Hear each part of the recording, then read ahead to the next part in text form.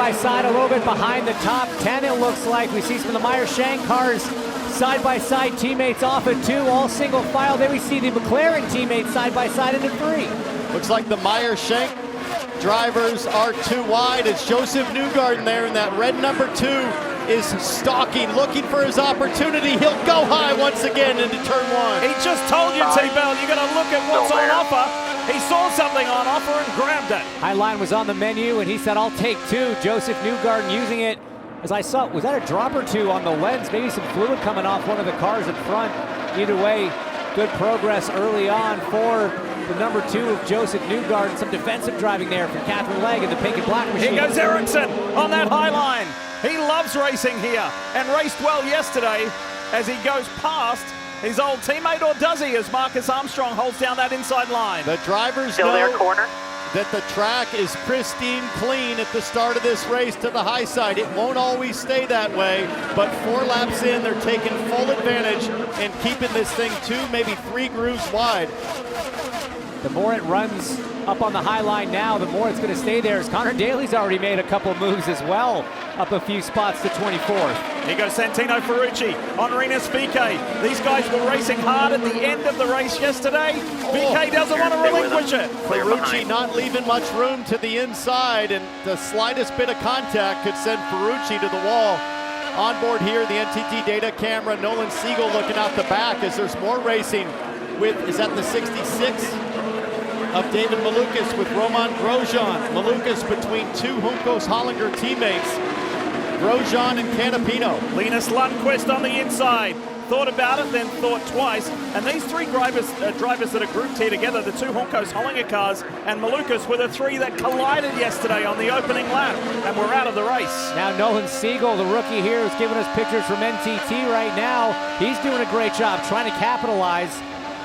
Into 3, had to back out of it. It's all about timing the passes here at Iowa. Everything comes down to timing. You can catch a car at the wrong part of the corner and you get absolutely nothing out of it. This young driver had a really strong race yesterday though, T-Bell. And this is the weekend where hybrid power has been introduced. So thanks to Firestone telemetry, we can take a look at the hybrid status right down here on the lower left-hand corner, and you notice it perfectly mirrors the hybrid status, the lifesaver for Nolan Siegel.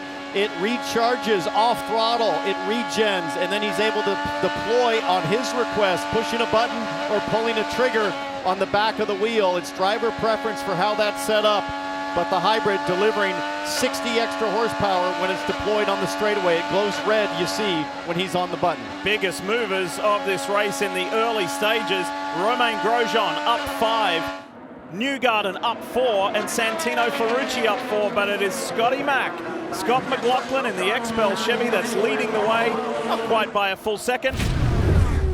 Race leader here in Iowa, and last night's winner, Scott McLaughlin, is the first of the front runners to pit. Here comes the XPEL Chevy. There were a couple further back that pitted earlier, but Kevy, he's coming your way. So Scott McLaughlin gets to lap 94 complete. They're going a little bit loose later on in the stint, so they will try to make a slight adjustment to help that, as we've talked about, messing with his tools to try to stay in front of it, Georgia. Felix Rosenquist among one of those who pitted as well. He asked about the balance of the car, and he said it felt really good right now. They put sticker blacks and filled it up with Shell fuel, and he was away. Dylan? Scott Dixon is getting ready to come in. We talked about them trying to do the overcut. They went a lap longer. Dixon said the car was neutral, but he was maxed out on his tools there and looking to make an adjustment just to try to get Dixon a little bit better. I'm intrigued to see the Palou pit stop, because there was a hiccup at Mid-Ohio and there was a hiccup last night in Alex exiting. This is Linus Lundqvist, his teammate pitting. Here they come. There's lots of takers now. Palou leads. He's trying to do the overcut, staying out longer, just like Pato O'Ward did, Kev. Pato O'Ward goes a lap longer, so let's see if there's any advantage there. It's going to be these green flag pit stops that are likely going to decide things. It's so critical to not make any kind of a bobble around the bend. If you're up at the front, you can't even see the car, still waiting to find Pato O'Ward. He's installed number 2. Alex Palou is going to come in the next lap. O'Ward is in. He gets 4 fresh Firestones, Shell fuel, and we'll see where he comes out on track. Palou coming in next. O'Ward is released. Palou impressive. Oh, see a spin. It's Canapino. They stay green. This is important. Palou now on pit lane. Track is still green. Palou is in. Palou's I mean, he's got a lap almost on the entire field. Only Power on the lead lap because of that. If it went yellow now, he would get a free pit stop. How we're leaving it. There you go, guys. The yellow flag is out. Nice clean in for the 10. Nice clean out, Kev. And he makes it to lap 100. So if there was any fuel saving, he's not going to have to mess with that at all for a little bit. A little bit slow on getting the fuel hose attached, but the issue has been getting it back in gear. Yesterday went straight to second. He said, my mistake. I pumped it twice. This time, no problem for Palou. Well, he gets to the blend line under yellow. That'll determine the running order. The question is, where's Scotty Mack? And Will Power was left out there. Will Power had not pitted by the time this yellow came out. Yeah, but he's a lap up to the field, except Palou on timing and scoring right now. But you got to stay with the lead with the pace car. He's got to wait until the pits open. It takes a lap or two, so you hear that call to Will Power. You got to stay pace car speed, but you have to save fuel. This worked out in Palou's favor big time. Power going to have to pit under yellow. He's going to fall to the back. McLaughlin and Co will all get the wave around, but essentially it was a free pit stop for the 10. On acceleration out of the pits, Canapino, unforced error. Back at Iowa, Will Power, the lone wolf on pit road, did not pit before that caution for Augustine Canapino came out. Routine service for Power, who has been kind of buried at the back of the field due to a poor qualifying effort. So we'll see how this all kind of cycles out for him. Yeah, he hit the wall on his second lap of qualifying. In the 2-lap qualifying format, the first lap dictated your starting position for last night's race. The second lap dictated where you'd start for today, and Will grazed the wall exiting turn 2, and that's what Dylan was referring to that left him down the back of the pack. Now, he came in with a lap on the field.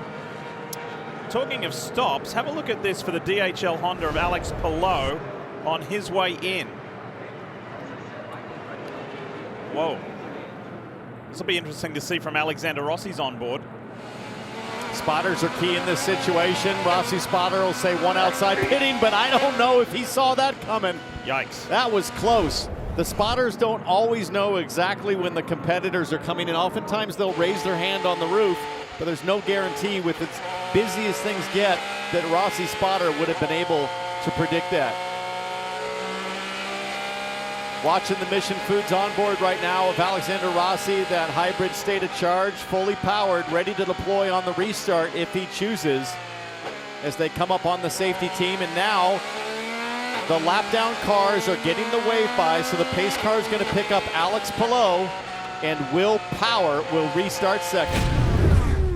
Let's go racing. Go, green, green, Palou's going to see that green flag here at Iowa Speedway. Let's see how this works out with the first restart of the day. Watch the yellow and white car of Scotty Mack. There are some lap cars between him and the leaders as McLaughlin looking to pass along with Colton Herta to the high side. Here comes Dixon on his teammate. Couldn't quite get it done on Kiffin Simpson. Around the outside of Stingray Rob goes Scotty Mack. Scott definitely taking advantage of the fact that the high line was swept during that yellow, but he's only got a couple good laps to use it as you get up to speed before it starts getting dirty. His teammate Joseph Newgarden with the Estemo on board doing the same thing. Oh, but Grosjean's coming back. Grosjean saw an opportunity to find clean air and stay low, and Newgarden squeezing that air from Grosjean as Ferrucci looks high. Watch that black and red Sexton Properties machine. Ferrucci mixed it up last night. He's in the mix again. David Malukas just ahead, and Catherine Legg. With the way that sequence played out, as we see Legg side by side still, gonna have to give that position to Malukas heading into 3 as Ferrucci goes on the outside of Daly and tries to get Legg at the same time. Here he comes. Nobody more exciting to watch yesterday on the restarts than Ferrucci, but boy, he left very little margin between his car and others as there's a slow 78 at Canapino. Rinus VK trying to work his way through. Had his best result of the season last night. Drove brilliantly for a top 5. Connor Daly making moves in the race here into turn 3 on Catherine Legg there. Again, only a handful of laps this morning. All these turns so far this weekend, but out front still all Palou and Power. And McLaughlin getting closer and closer to catching up to those top 2, getting around those lap cars. The timing of that yellow just trapped some lap down cars in between positions here up in the top 5. Very confusing how it all played out.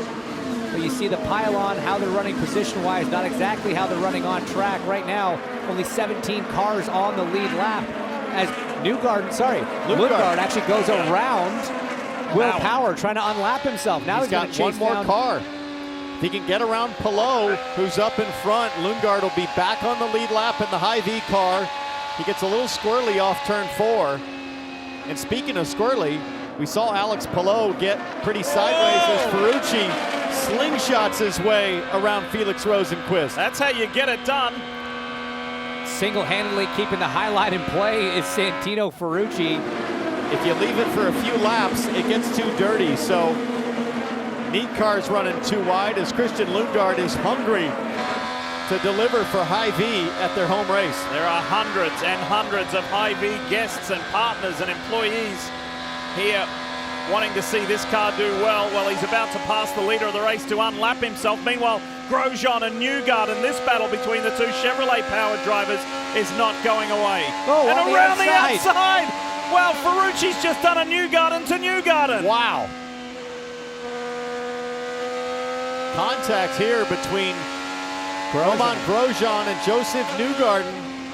That's the squeeze that we saw earlier in turns 3 and 4.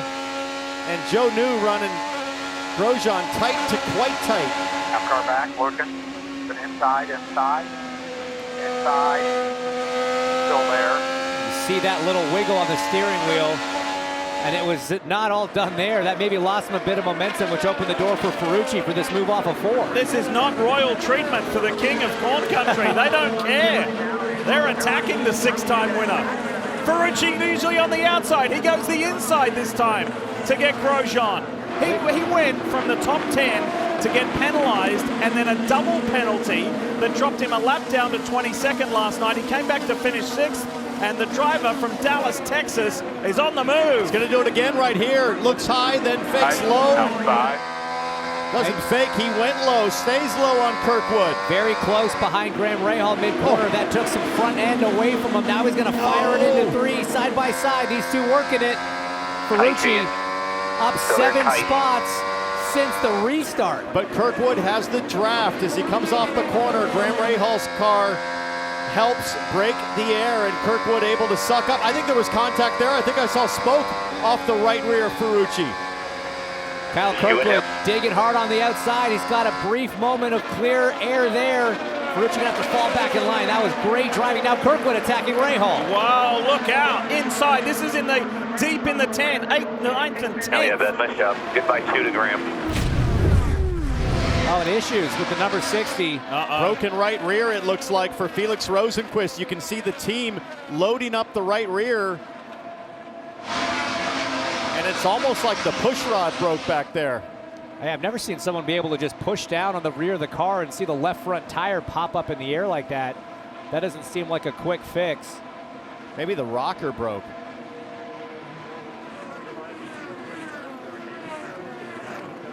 That was a shame because Felix was having a really solid run in that Outsiders Sirius XM radio.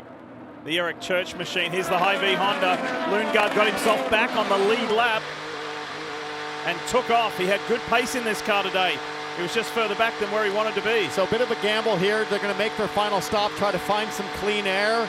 But one thing's for sure, they're going to tell Christian Lundgaard, don't hold back. Give us everything you have for these last 61 laps to the end. Lundgaard trying to do it on pace and passing.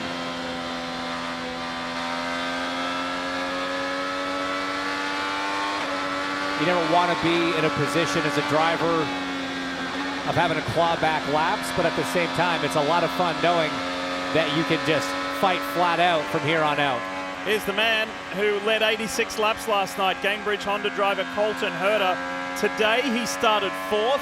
At the moment, he runs 5th. Been a pretty consistent day for the Californian. We'll see what he can do. And it's definitely a lot smoother than what last night went after he relinquished the lead. There were problems on track, problems in the pits. We'll see. And we fall back to the arrow on board of Pato O'Ward, one of the hottest drivers in the series right now, coming off a great win at Mid-Ohio, beating the great Alex Palou there. O'Ward has won here at Iowa back in 2022. He runs in the top 10 right now, 6 in fact. Mission Food on board's giving us shots of Alex Rossi running back here in 7th. Started 6th yesterday, started 7th, finished 8th. So it's been quiet and consistent runs here for Rossi as he has to deal with traffic coming out on track right in front of him. Happy with the car, just not quite the out-and-out pace they need to be fighting at the front after a mishap in qualifying. Right behind Alexander Rossi. Oh, Rosenquist is out. It's game over for Fro. And the SiriusXM Auto Nation Meyer-Shank Honda. Look, I know that he's disappointed to be out of this race, but a right rear failure that didn't result in a car in the wall, there's a silver lining here. That could have been a written off race car and a potentially injured driver. That's the sort of failure we saw out of Joseph Newgarden a few years back while leading this race. Set him into the wall pretty hard. Take a look at Felix Rosenquist here. He gets a little bit of a wiggle right there, and I think that's probably right when the part broke or whatever let go at the back of the race car. Oh, you can hear it right there. That's the floor. That is scary. Tire failure, tire failure. Look at that thing, Oh left my front God. in the air. You have 3 tires on the fastest short oval in the world. That is scary. McLaughlin comes to pit lane. Kevin, he's coming to you.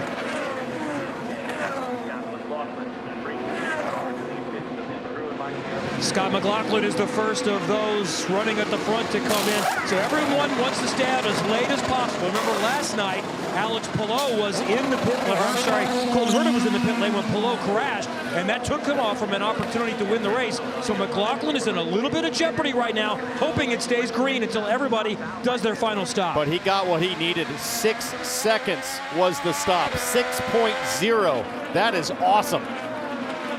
Georgia. Well, Lee, now that my pack is working, we are back, and it was a damper failure for the Meyer-Shank Racing number 60 of Felix Rosenquist. He has exited that vehicle, maybe with hopes to get back out there, but they look like they will be done for the day. Yeah, time's running out, just 51 laps to go. This is David Malukas in the sister car for Meyer-Shank Racing. He crashed out on lap 1 last night. Doing a lot better today and building his time and experience in this car with his new team. Here's Marcus Ericsson in the Delaware Life Honda. Serviced and sent for the final time. Nice quick sub-second stop there for Ericsson. We take a look back in the Delaware Life shots as he tries to merge back onto traffic. Now Rossi coming in. Just look at him hustling it. And that's such a key part of it, Dick, but there's a lot of marbles down there by this time of the day. It's easy to lose it. You see Colton Herta ahead of him in pit lane. The number 9 of Scott Dixon is set up, ready to go. Kev, it's all action on pit lane right now. So we still haven't seen Palou yet. Power also was the last to stop, so we can go longer there. You see the Gamebridge Honda. Colton Herta is in, making his final stop, hoping again it stays green. That's what caught him last night. Dylan. Scott Dixon is in as well. Pits from 4th, has been really, really happy with his race car all day long. No changes. Dixon's down and away. And this is that kind of danger zone area as we see Pato O'Ward and the 5 come in. Anybody that's still on track has an advantage for sure if a yellow were to come out. And during all these blends, that is sometimes when it can happen as the leader's in. Below at the top of your screen, race leader is in. Power has stayed out again. When he comes in, we'll be watching the track to see if those that pitted early found any advantage. Dylan. See Kyle Kirkwood, he's been inside the top 10. Also happy with his race car. 4 tires and fuel. Here's Palou, Kevin. And he's going to have the easy out because he's all the way at the end of pit lane. So let's keep an eye on this stop. Last time it was the fuel probe. A little bit stuck again there. Maybe it cost him half a second. Dylan.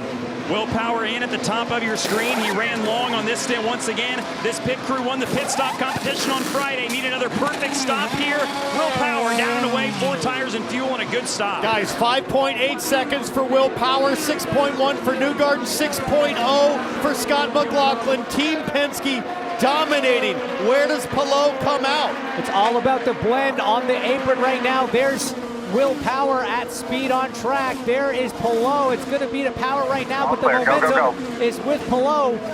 Can you imagine if Power can pull off this most improbable win? Look at this. Here comes Alex Palou. Protect the bottom. All clear. Protect the bottom is the call, and Will does that. Palou had a 6.3 second stop. Power's got to defend right here, and then he might have it. Up to speed now is the number 12 Verizon car. 0.3 of a second, the difference. Actually, half a second. 5.8 seconds was Will Power in the box, and Will Power overall with the in-lap. Time on pit lane, time in the box, almost a second was the advantage, powered by NTT. That's the difference. That's the advantage right there. They're running around about a second, give or take, on the racetrack. That is what he gained through that cycle. Can you believe if this comes to fruition? Power started 22nd and stayed out, played the long game on that first caution, did the overcut, got himself leapfrogged his way to second, and he has never won here at Iowa Speedway. The two-time series champion has the Verizon Chevy at the front. 15 laps to go here at Iowa Speedway. Will Power has not won on an oval since Pocono in 2019. That's kind of hard to fathom. And he is well in control. Getting closer and closer, and he's never notched up a win here at Iowa Speedway either. Being chased down by a fellow two-time champ in Alex Palou. Can McLaughlin do anything about them? 2.5 seconds adrift.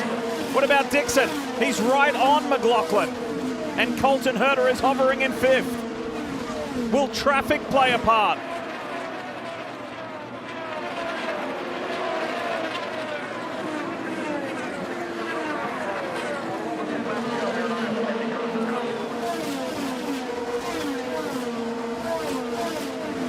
Power's already racked up 38 laps, leading after again starting 22nd after a misstep in qualifying where he grazed the wall, and that put him down to a very unfamiliar qualifying spot.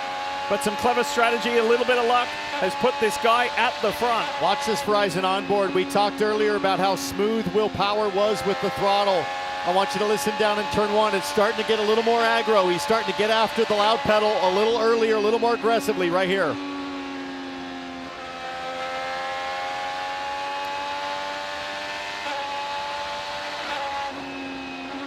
Sounds like smooth sailing right now.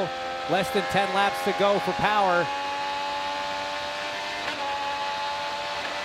He'll be checking his mirror, checking how close Palou can get, as Palou just continues to struggle to find any opportunity to work clean air. And you know Palou's going to be frustrated. So close to that win at Mid-Ohio, so close again here today. Not over yet, but this is a deja vu all over again for him, staring at the back of a car that he was in front of for a good chunk of this race.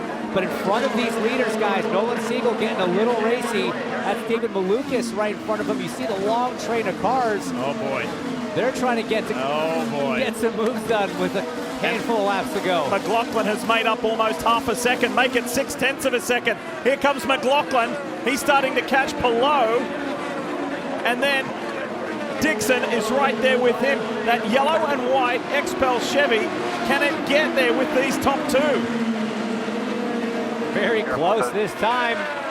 Now Palou's getting there. Less than 0.2 of a second between them now. That's as close as Palou's been. This battle up front, it's just taking air options away from Will Power. Looks like the 66 of David Malukas, the pink and white car, starting to struggle a little bit on old tires. Nolan Siegel looking for a way around. So the pace is slowing for these lap cars. And guys, 5 laps to go. Less than 5 miles of racing. Is it going to be Will Power's first win on an oval in nearly 5 years? Will it be Alex Palou's first win on an oval ever? Two-time champions going at it at the front. And it's these micro decisions you're making on the fly that are going to make or break your day if you're Will Power. 4 to go. How close do you get to Nolan Siegel? If you get a run, do you try to throw it in there, or are you just trying to maintain this gap, maintain this position, and almost try to drive Palou's car behind you?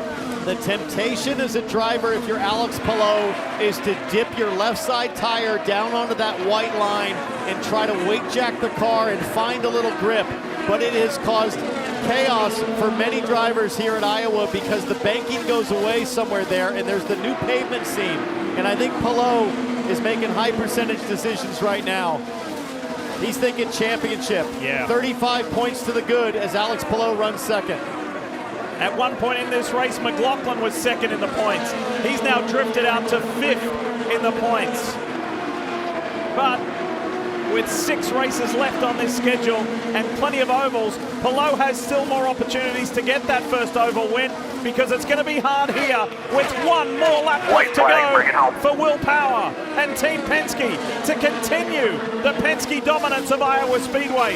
It may not be the king of corn country, his teammate Joseph Newgarden or Scotty Mack, who won last night, but the 43-year-old Australian is about to get win number 43.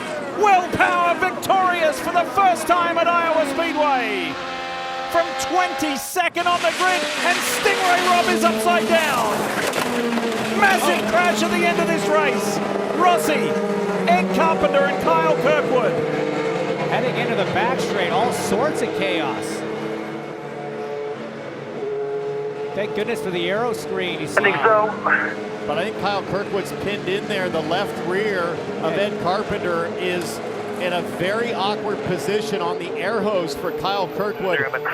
He's moving in the cockpit, but he needs to chill here and wait for the safety team to help. From where he's sitting, I don't think he can see that tire is right above his head.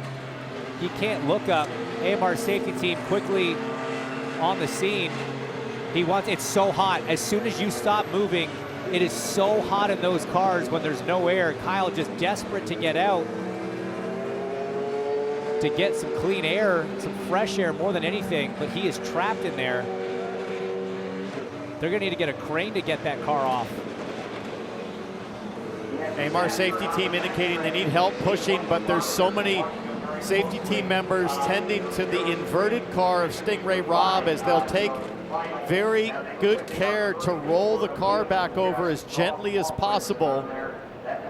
Oh, wow. Kyle Kirkwood out, Ed Carpenter out. Haven't seen Alexander Rossi yet, but that's a relief for Kirkwood, and so too Stingray Rob. Thank you to the AMR safety team doing their usual stellar work. You can see Stingray Rob talking with the AMR safety team inside the cockpit.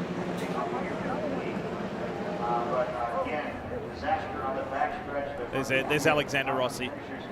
Man, for as calm as things finished at the front with the top 5 runners, something went horribly wrong at the back of the field.